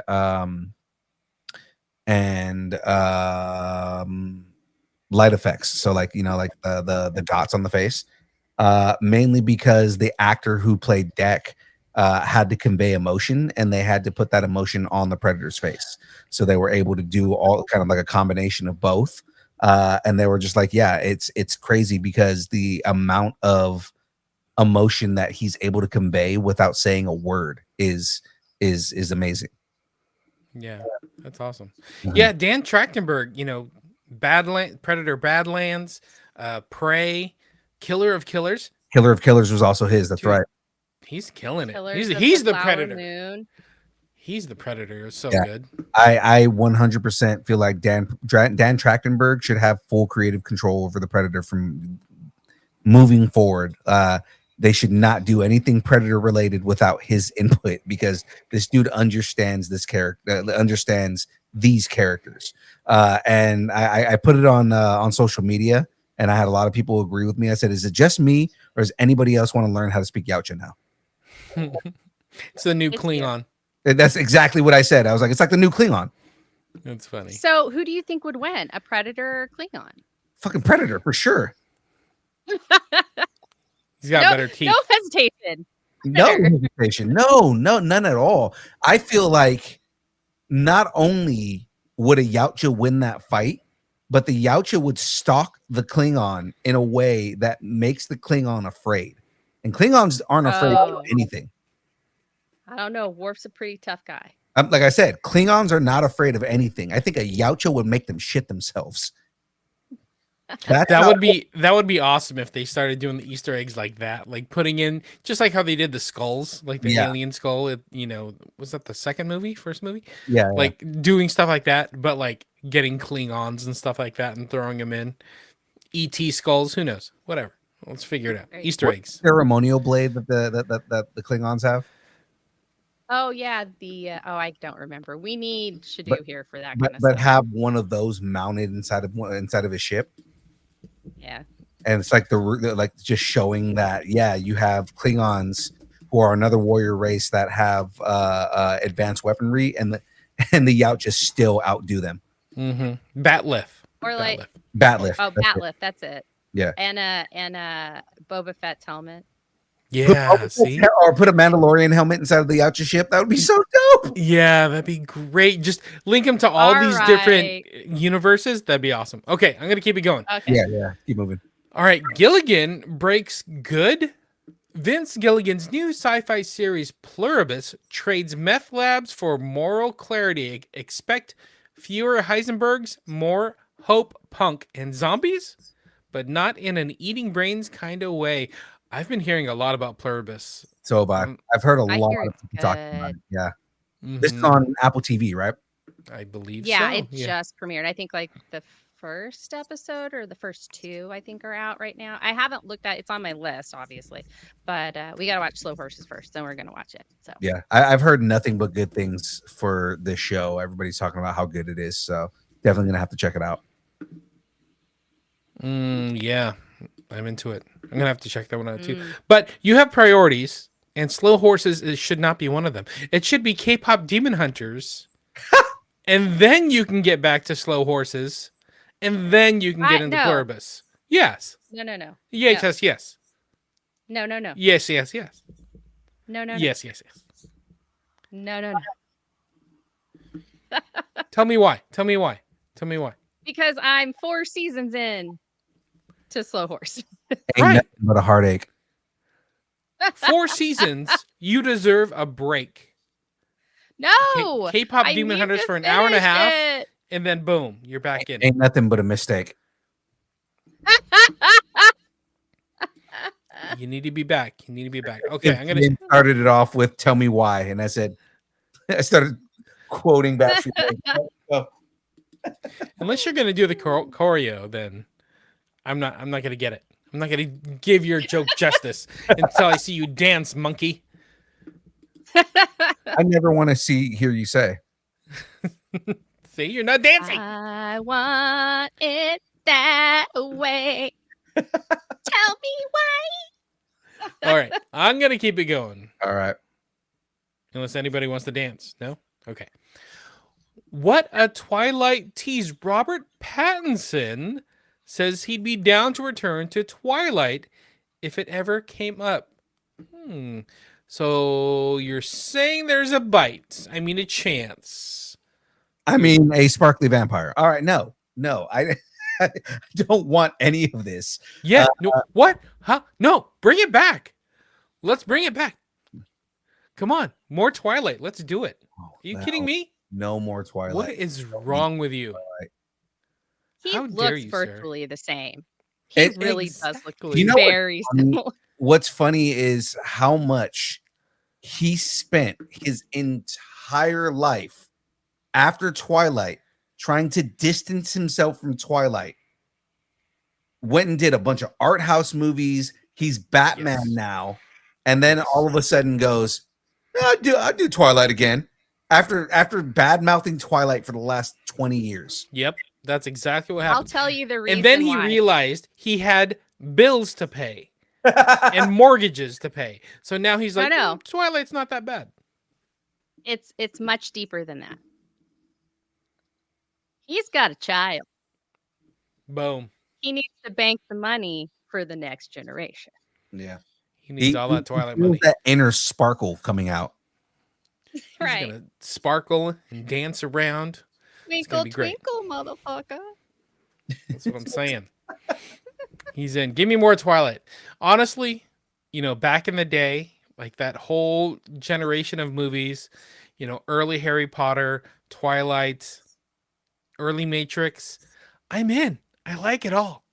I don't care how cheesy some of it gets. Also, I don't care. he's in Dune 3. And he has famously said that Dune, that the sand killed all of his brain cells. So it could also be that. Yeah, there you go. Also, kids cost a lot of money.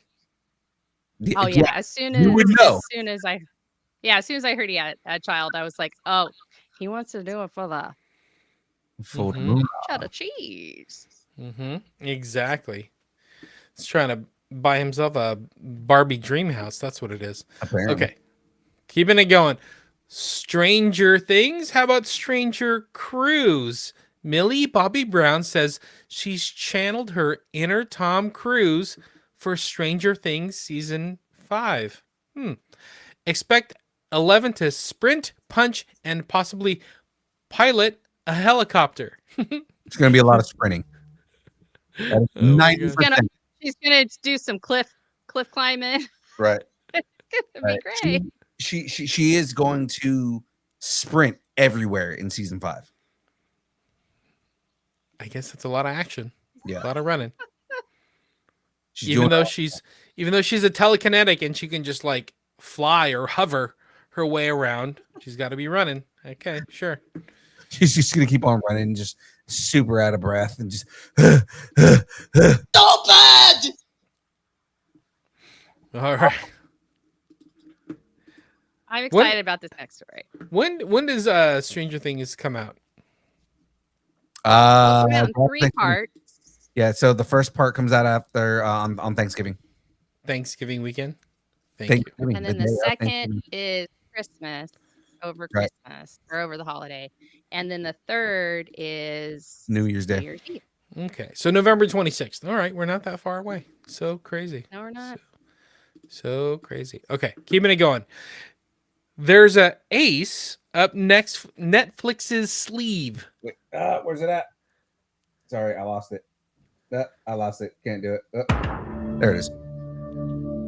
There's an Ace up Netflix's sleeve. Netflix has cast Cobra Kai's Hola Maradueña as Ace in One Piece.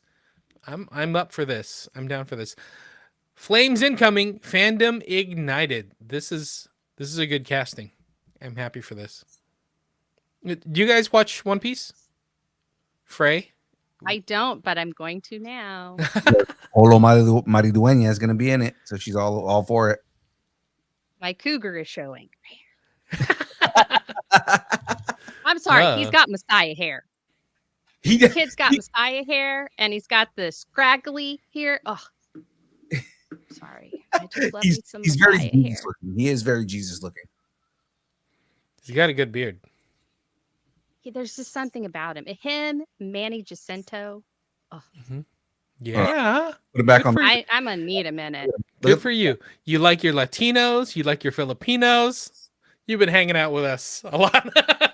Okay, hold on real quick. Speaking of that, you guys heard the news about what Manny Jacinto's character was supposed to be, right? No, what's up? The first Yeah, I don't think follower of Ren, right? he was supposed to be the first Ren. The first Or Ren. Ren. So where they were leading to was they were trying to get it so that by season 3 he was supposed to break off completely and form the Knights of Ren. And there's a rumor that him and what's her name were had a kid. Yeah. So that's now we're never going to get that unless they do it in another show, but we're not going to get it because so many people were so upset with the Acolyte, and it's like, well, the Acolyte was leading to something else that you guys. And you know who would play that child? Another Filipino? Olo Mardueña. Oh my God. I like it. He could have actually. You know, that's a good point. They could easily, let time go by, and then when it comes to another show, like just talk about it like it's gonna be a brand new show, no connection to the Acolyte, and then bring in Manny Jacinto, and then boom, all of a sudden here we go. There's a connection. I mean, I could Manny see that Jacinto happening. was the best part of that show. Oh, he was easily. Absolutely. So he had like the best comedic scenes, but he also had the best action scenes.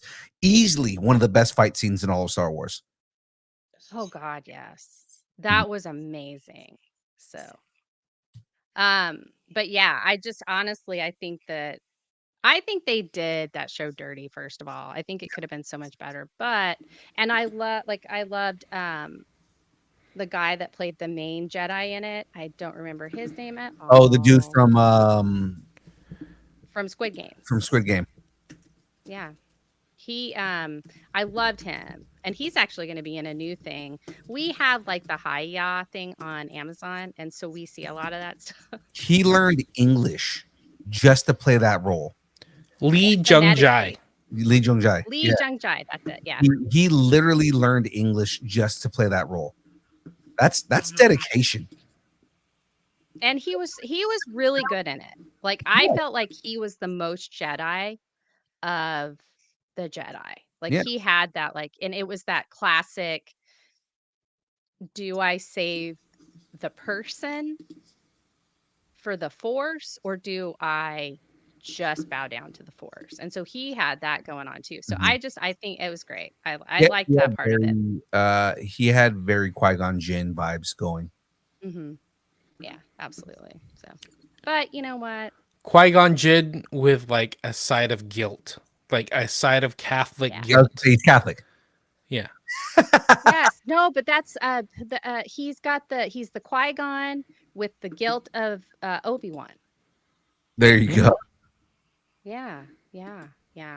Just a few thousand years before Qui-Gon came around. Yeah, there you go. Let's keep moving here. All right. Bond On ice, Amazon is reportedly struggling to revive James Bond. Turns out 007 is harder to reboot than a vintage Aston Martin. The name's Bond, James Bond. What do you mean I'm dead? James Bond Huh? doesn't die. Huh. Huh? So I think that's pretty interesting that Amazon's having a tough time rebooting James Bond because it's such an adored franchise. It's practically iconic that everybody knows who it is. Easily a franchise that anybody can jump into and know the story and go forward with. But having trouble putting it together, Yeah. that makes me nervous that maybe they don't have the right team in place. I mean, they did famously blow him up, so Yeah. and poison him at the same time. So Yeah. it's like Daniel Craig was like, I don't want to come back. Yeah. You have to kill me. There is a super easy solution to this that they are not willing to do. The super easy solution is 007 James Bond is a title, not a name. Yeah. And then you just have the next person that is in line to become an 07 and he takes 007. You've just got like a certain number of them and they just take those over. And so that would be perfect. It would explain why all of these different men were James Bond and how you could bring someone back from the dead as James Bond. Right. We lost Jen. I'm just gonna throw it out there that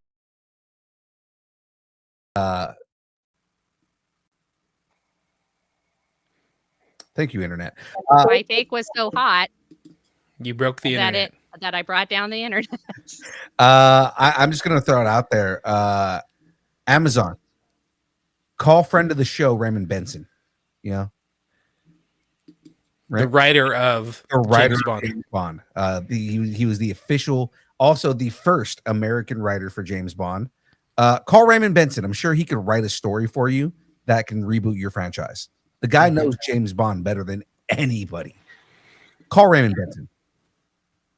I'm sure he's waiting for that call. The Amazon executives at Amazon, Jeff Bezos. I know Uncle Jeff, because yes, I used to work for Amazon at one point. Uncle Jeffy, I know you famously watch our show. Call Raymond Benson. Call Raymond Benson and have Raymond Benson reboot your franchise. He will make you some money. Do it. Going back to what Frey was saying, I honestly thought that's how it was. It's just a label, and then they insert somebody into it, and then if they die or become a traitor or whatever, there's just a new 007 or 00 whatever it is. It's just like, that's how it is. Or they get married and are never seen again. Yeah. How would you fix this franchise, young Phil? Do you have any, besides bringing in Raymond Benson, which is a great idea? That gets a little difficult to do. So if they're having issues figuring out James Bond, where I would go is I would probably finally tell a Spectre story from the perspective of Spectre, from the viewpoint of Spectre and what they want to do. Like, you're telling the villain story right now. It's not like monsters like the Joker and certain characters that I don't want to feel for. I think that writing a story about an organization that is labeled as a terrorist organization and going from their perspective and what they're like, not making them good and making them feel like, oh yeah, we want to identify with them, but almost like, you remember, every good villain is the hero of their story, right? What is Spectre's motivation? What is it that makes them want to take over the world, right? And that the other thing I would do is I would go and take I'm forgetting his name right now, the American agent. Yeah. I know who you're talking about. La la la la. He died in the Can't last remember his movie, name. right? Yeah, everybody died in the last movie. Yeah. Like seriously, everyone like died. His Felix name's Leiter. like Yes. Felix Leiter. Elric. Felix Leiter. Oh, Felix, that's it. I'm saying I think that go and tell Felix Leiter stories and why he is the American equivalent to James Bond, right? He's a CIA operative. We get him in the tail end of his career. Like, go tell Felix Leiter stories. Tell, globetrotting stories about him being a CIA spook and going and, you can tell whole stories about him in Afghanistan. You can tell whole stories about him infiltrating different organizations and him tracking Spectre. So, I mean, you can do things like that. If you are running out of ideas for James Bond, build that world. You know what I mean? Like tell stories about Felix Leiter, tell stories about Spectre. Now, also in that series, in the last movie, we got 008, right? Tell a story or The Ocho. I know, but I mean, tell a story about the 00 program. So not just James Bond as a 007, but we know based on the books, based on some of the things in the movies, what it takes and some of the requirements in order to become a 00 agent within MI6. Tell that story about that program. What caused MI6 to create the 00 program where you are building assassins within your organization, right? Tell that story. Tell the story about 001. Tell the story of Training Day, right? Or The Recruit, and tell that story of the attrition rate and how hard it is to become a 00 agent and the trials and tribulations and why there's only 8 agents within the organization from the beginning, right? Because we just got a agent in this, right? So why is your attrition rate damn near 99%, given that you only have 8 agents agency wide? That's interesting, right? So like those are and that you do that, yeah. And then at the end, here's your credentials, 007. Your new name's James Bond. And that's the thing, is you can also do that, right? My only issue with continuity in the story is as far as the way that they've told James Bond, they don't replace the numbers. So 007, if 007 dies, 008 takes over, right? As far as that goes. And it's always supposed to have been that James Bond was a character. I do like the idea of making that a code name, of making James Bond a code name and someone else goes by that code name. Where you can pick up in that storyline is the next agent to make 00 takes up that mantle. So a 009, because if we're talking expansion of the story, it doesn't have to be 007 anymore, right? Yeah. If we're expanding on the story and we're making James Bond a code name, 009 can now take up the mantle of James Bond. Interesting. Yeah, I like it. And every story moving forward or from the past, so every movie out of the 30 James Bond movies that there are, I'm exaggerating, but I mean, like, there's that many. Those are stories about that first character, and the different actors are mainly just because you can't have one actor play him from the 60s all the way on, right? So, but I mean, like, yes, it is all adventures and stories of this one agent, 007, who has had this mantle of James Bond. We can, again, I was talking about that story about talking about the 00 program. That's where you can establish that James Bond is a code name, right? The person before 007, before the James Bond we know, that had the code name James Bond was 005, right? Before that, 003. And you can have multiple code names, right? So think of different agents that he's been involved in. It's the same thing where M and Q are titles and not names. Yes, exactly. Yeah.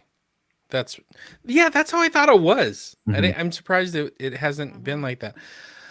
I was thinking, just to mix things up, just because we've gotten so many spy espionage shows over the past few years, this dad TV phenomenon, Right. like, why don't they find a way to update it so it's more in tune with that instead of focusing on one person and one spy? Maybe it's a 007 team, or 008 team, and that's the story we get to hear about. It's not just the one person being suave and debonair. We get to learn about everybody as part of this team of 007. And maybe James Bond is like the leader of the team or something like that. But I'm looking online. I don't think anybody knows how many James Bond movies there are. I've seen articles where they say 27, 28, 25. This guy really is a spy. It depends on if you include David Niven and also Woody Allen, because they did a movie. Woody Allen did a movie and put James Bond in it. The first Casino Royale I was gonna say the original comedy. Royale. Yeah, and David Niven was James Bond in that, but Woody Allen was pretending to be James Bond. It's actually kind of a funny. It's a weird, funny movie. So there's that, and it's like so there. Yeah, Yeah, it just James depends Bond on, purists, you do not acknowledge that movie at all. yeah, exactly. So, but it's out there. It's like the Batman and Robin movie that we all have just decided does not exist. So, yeah. Yeah. Or the Star Wars Holiday Special. That's, I think, more No, in that tune. does exist. I know it exists. So does Woody Allen. Yeah. But like I Yeah. said, if Amazon is having issues rebooting James Bond, don't reboot James Bond. Tell stories, because the more stories you tell within this universe, again, that's one of the things they were saying they wanted to do. The more stories they tell within this universe and the more they flesh out this universe that 007 and MI6 exist in, the more they can figure out, like down the line, someone will say, oh man, we just wrote this whole story right here. I've got a good 00 story, right? 007 story here. I've got a good James Bond story that we can do here. That can jumpstart ideas if they're going into the origins of 007 and MI6, if they're going into Felix Leiter and his career and everything like that, and you're going into, again, moving into the future of this organization and moving on from 007, maybe we do a show where you focus on 008 and you get the birth of 009. The last thing I'll say on this is they need to hire Taylor Sheridan and everything's going to be gold. All right? I said it already. Or Vince Gilligan. Yeah. Yeah, exactly. That's it. That's a problem, Amazon. I didn't mean to solve all your problems, but I just did. Tony Gilroy. There you go. Absolutely meant to solve all your problems. All right, well, ladies and gentlemen, we've marveled, detected, and asked the tough questions. Now let's wrap this up with the Geek End Update, where the pop culture pulse goes live. That's right.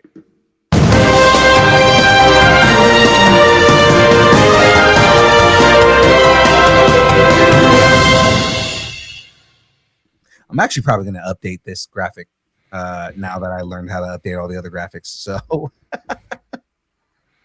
we'll focus on that next time. So, ladies and gentlemen, let's have some fun here.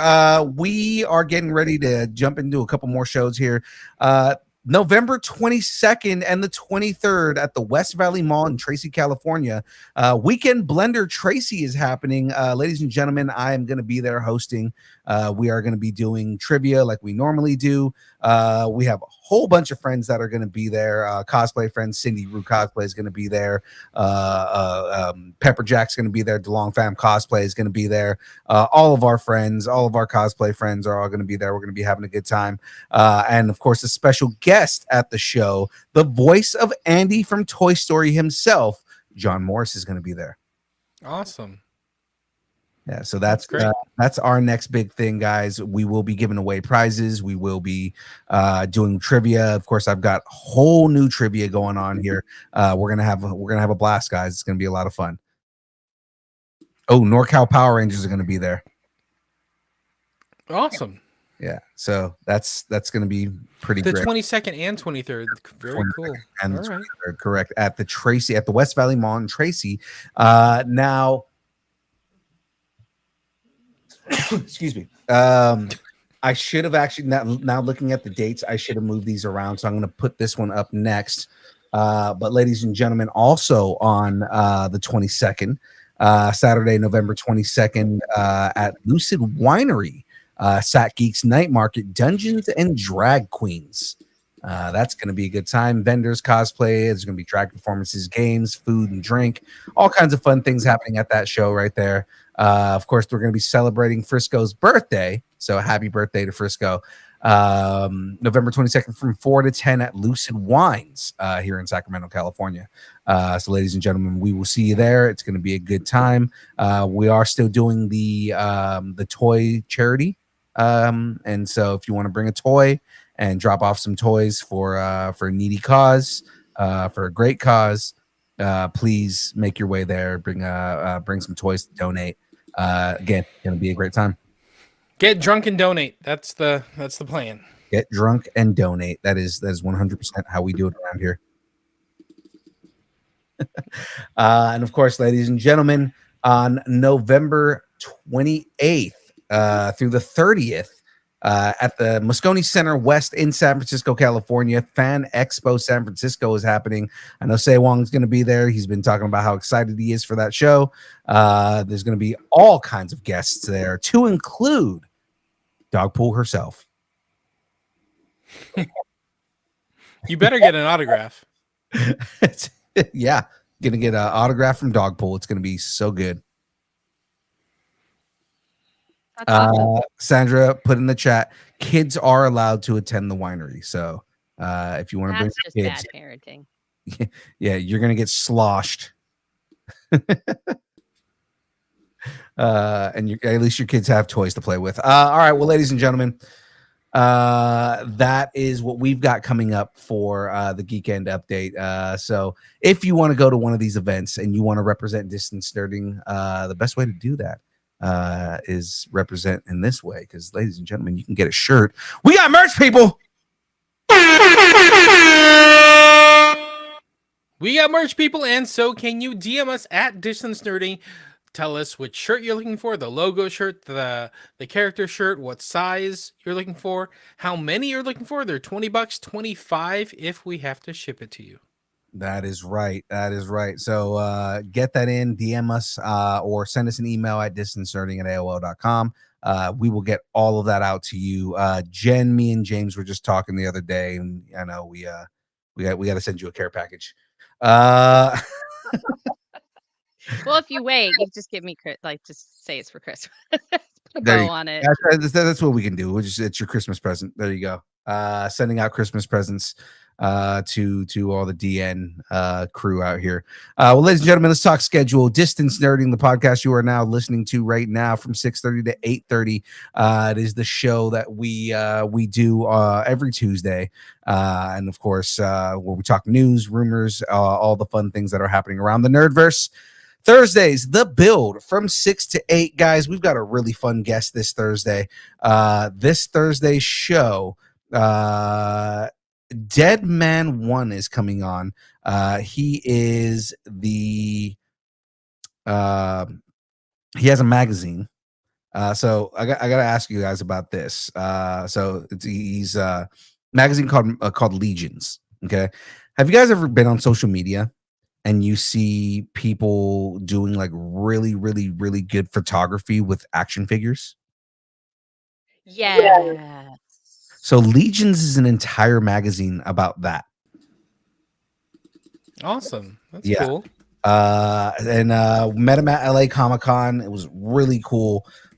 So he's going to be coming on the show this Thursday. We're going to be talking about Legions. We're going to be talking about the magazine, just general photography, and it's going to be fun. So if you are a burgeoning photographer and you want to learn how to do all that kind of stuff, it's definitely a show that you don't want to miss out on. It's pretty awesome stuff. Like, you know, when they like they'll like light a small explosion behind the toy and it looks like they're in a battle scene, like stuff like that is like really cool. The ones that I like the most are the Star Wars. They do a lot of the Battlefront Star Wars type stuff. Those are so cool looking. Yeah, they do that kind of stuff. So that's mainly what they do is they get photos of that or submitted photos from other photographers and they publish it. It's pretty cool. Fridays, ladies and gentlemen, the buzzer from 6:30 to 8:30 this week.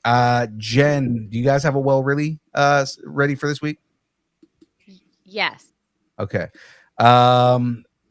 James and I are not going to be this Friday. I'm just throwing that out there for everybody. We have a very important meeting this Friday that we're not going to be attending that. So we'll talk about it after the show, but it is something big on the line. You know it's big when me and James are going to be in that meeting, right? Yes.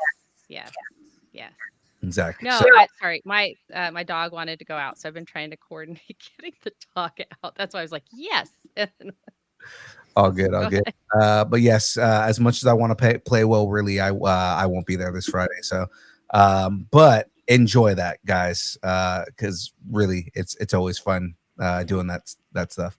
Of course, ladies and gentlemen, if you would like to support Distance Nerding, the best way to do that is to head over to distancenerding.com, head up to the top of the page, hit that big blue button that says buy us a taco. That's right, ladies and gentlemen, join the taco party. I hit the wrong button. Join the taco party. You don't need to hit the sound effect if you don't have it. Oh, that's it's okay. Right. James is ever our producer. Forever the producer. Ladies and gentlemen, join the taco party. That's right. It is the best way to support Distance Nerding. Makes it so that we can do more shows, more prizes, better prizes, everything like that. Especially now that we're doing like a lot more trivia and stuff like that, right? But guys, we this is a way for us to give back to you and to say thanks for all the ways that you guys support us and help us out. And of course, if you would like to support us, I'm saying it wrong anyways, have something you want to discuss, connect with us on every social media that exists. If it is social media, we are there at Distance Nerding, or you can send us an email at distancenerding@aol.com and we will read it live on air. So yes, thanks. And Bruce, keep nerding together. Bruce, go to sleep. Go to sleep, Bruce. Night, Bruce. Purpose. Yes, Bruce, it is now night time. Buddy, time to go to sleep. But outside of that, of course, James, take us home, man. Thanks, and keep nerding together again. Right. Ladies and gentlemen, we will see everybody on Thursday. That is it from us. We will see you all later. Bye. Deuces. Distance Nerding.